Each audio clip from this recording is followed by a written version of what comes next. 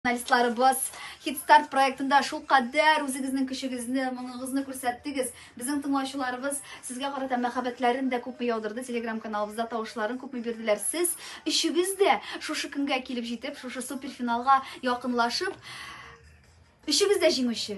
Өчегез дә җиңүче. Котлыйбыз сезне чын күңелдән. Роксан радиосын дусларына әйләндегез. Шуңа күрә рөхсәт итсәгез, сезне шушы суперфиналистларны һәм өчегезнең арагызда бер җиңүче дә бар. Чын күңелдән котлап үтәсебез килә.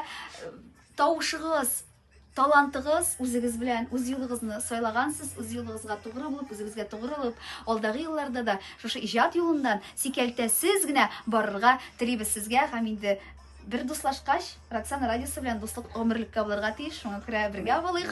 Гел шулай концертларда бергә очрашып торырга насыйп булсын. Айбулат Гелестинов, рөхсәт итсен, Роксан радиосы исеменнән, Барс медиа компаниясы исеменнән чын күңелдән котлыйбыз шушы финалга җитүең белән.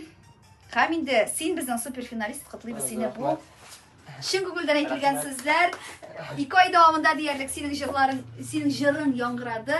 Алдагы көннәрдә дә шулай яңгырарга язсын. Булат Зияддинов, сине шулай чын күңелдән финалга якынлашуың белән котлыйбыз, финалга җитүең белән котлыйбыз.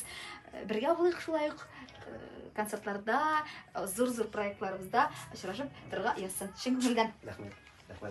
Һәм инде Миләүшә, туган көнең аеннан микән? Белмим, йолдызлар ничек шушылай барысы бергә кушылган имеш. Син Хит-старт проектында җиңүче. Чын күңелдән котлыйбыз һәм Роксан радиосында 1 айлык ротация бушка сиңа.